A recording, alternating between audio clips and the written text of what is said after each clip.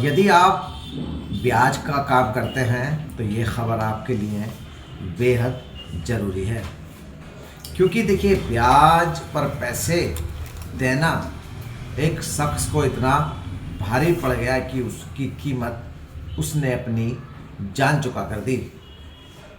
रोहिणी जिले के थाना अमन विहार को एक बोरे के अंदर डेड बॉडी मिली है। आपको बता दें ये डेड बॉडी उन्हीं बदमाशों की निशानदेही पर मिली है जिन्होंने इस हत्या को अंजाम दिया है। बताया जा रहा है कि रोहिणी जिले के प्रेम नगर इलाके में दो सगे भाई महबूब रज़ा और सोनू रज़ा नाम से एक होटल चलाते हैं और पास ही के रहने वाले एक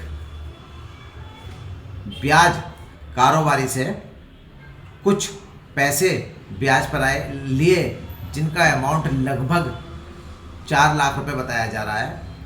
पहले तो ये दोनों भाई समय पर ब्याज के पैसे देते रहे, लेकिन काम ना होने के कारण धीरे धीरे ब्याज बढ़ता चला गया। जैसा कि बताया गया है कि 10% पर ये पैसे दिए गए थे, यानी कि 4 लाख रुपए के 40,000 रुपये महीना उन दोनों भाइयों को देने पड़ रहे थे। लेकिन धीरे धीरे समय बीतता गया और ये पैसे बढ़ते चले गए। अब इन दोनों भाइयों ने एक साजिश को अंजाम दिया और उन्होंने इस ब्याज और मूल दोनों से छुटकारा पाने के लिए उस शख्स को अपने यहाँ बुलाया जिससे उन्होंने पैसे लिए हुए थे। 19 फरवरी को बताया जा रहा है कि उन्होंने पहले फ़ोन किया और कहा कि आप आएँ और अपने पैसे लेकर जाएं। शख्स आया, पैसे लिए और उसके बाद वो वापस अपने घर नहीं गया। काफ़ी तलाशने के बाद उस शख्स के परिवार ने थाना अमन विहार को एक गुमशुदगी दर्ज कराई, जिसमें बताया कि उनका भाई जो कि लापता है। पुलिस ने इस पूरे मामले को गंभीरता से लिया और इस मामले में पुलिस ने जब टेक्निकल सर्विलांस सीसीटीवी तमाम जांच की तो पाया जो विक्टिम है उसकी एक मोटरसाइकिल किसी सुनसान जगह पर खड़ी हुई मिली और पुलिस को यहीं से लीड मिलती है। जैसा कि पुलिस का कहना है, पुलिस ने आसपास के सीसीटीवी कैमरे खंगाले और उसमें एक शख्स नज़र आया जो कि पूरी तरह से मफलर था। बावजूद इसके पुलिस ने सीसीटीवी कैमरों का पीछा किया, कुछ तकनीकी चीज़ों को खंगालना शुरू किया, तो पुलिस की जो जांच की सुई है वो महबूब रज़ा और सोनू पर जा टिकी, जो कि आपस में दोनों सगे भाई हैं और प्रेमनगर इलाके में होटल चलाते हैं। जब इन दोनों भाइयों से सख्ती से पूछताछ की गई तो पता चलता है कि इन दोनों भाइयों ने 19 फरवरी की रात को ही उस शख्स को मौत के घाट उतार दिया और जिस वेपन का इस्तेमाल किया गया, बताया जा रहा है कि ये वेपन घर में सब्जी काटने के काम जो आता है उस वेपन का इस्तेमाल किया गया और उसी वेपन से इन्होंने मारकर बोरे में भरा और उसके बाद अमन विहार इलाके में एक नाले के अंदर उस शव को फेंक दिया।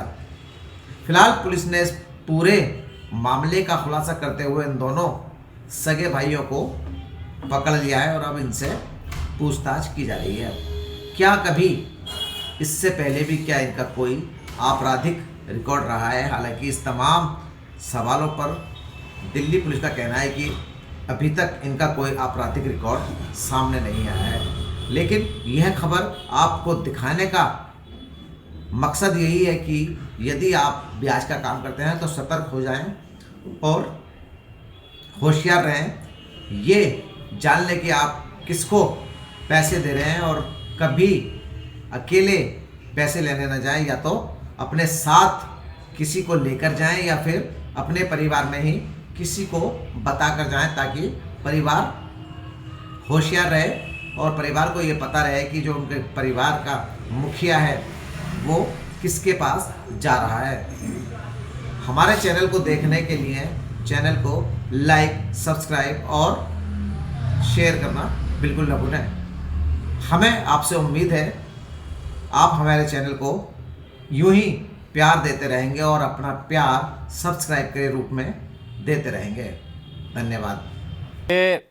अभी बीते 20 तारीख को अमन विहार थाने में एक व्यक्ति की मिसिंग दर्ज की गई, जिसके हिसाब से ये अजय कुमार जी थे। अजय कुमार सन ऑफ श्री जयचंद, ये रोहिणी सेक्टर 20 के रहने वाले हैं। तो इनके भाई साहब विजय कुमार जी ने इनकी मिसिंग दर्ज करवाई थी। तो इस मामले में अमन विहार की पुलिस इनको तलाश करती रही, लेकिन 20 से लेकर 23 तक इसमें कोई सुराग नहीं मिला। प्रयास इनके जारी रहे।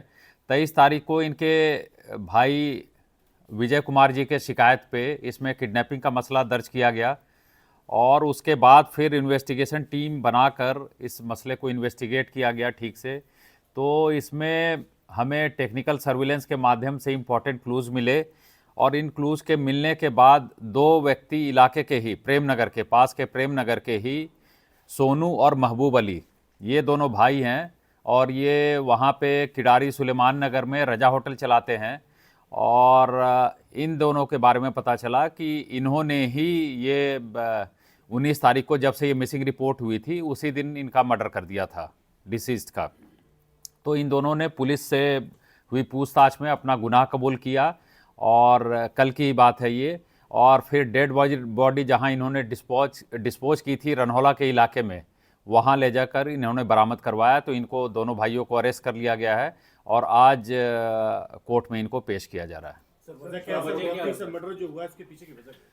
इन दोनों का ये कहना है कि इन्होंने डिसीज से 4 लाख रुपए उधार ले रखे थे और वो 10% पर मंथ पे ये उधार ले रखा था।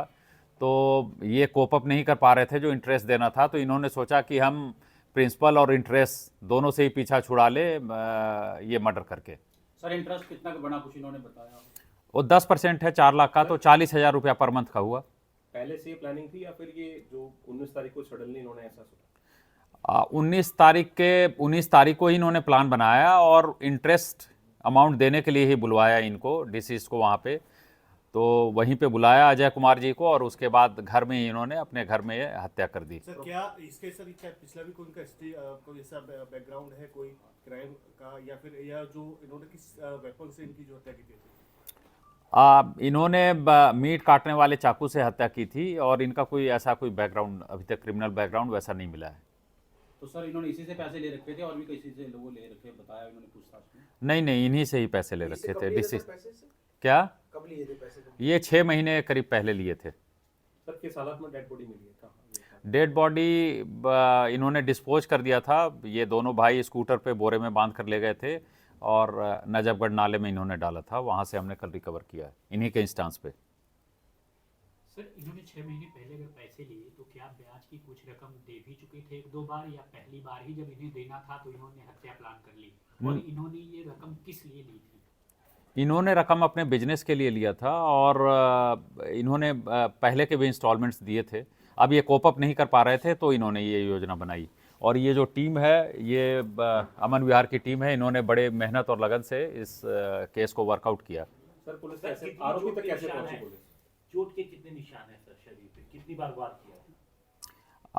3-4 वार के निशान हैं। बाकी डिटेल तो वो तो पोस्टमार्टम अभी हो रहा है, वो सारी इंजरीज उसमें आ जाएगी। लेकिन जाहिर सी बात है जो इंजरी थी वो फैटल थी और 19 तारीख की रात में ही ये हो चुका था काम। पुलिस कैसे पहुंची इन तक, क्या ये थोड़ा सा बताना? टेक्निकल सर्विलेंस के माध्यम से पहुंची। दरअसल इसमें मिसिंग रिपोर्ट आने के बाद ही इसमें टीम लग गई थी और जो डिसीज्ड है उनका मोटरसाइकिल कहीं पे किसी सुनसान जगह पे लगा हुआ था।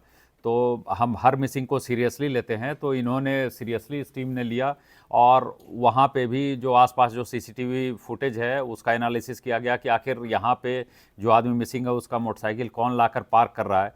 तो वो तो मफल फेस में थे, लेकिन बात वहीं से आगे बढ़ी और फिर तब हम पहुँच पाए। सर कितने दिनों में ये मिशन पूरा हुआ? ये मिशन 1.5 दिनों में पूरा हुआ।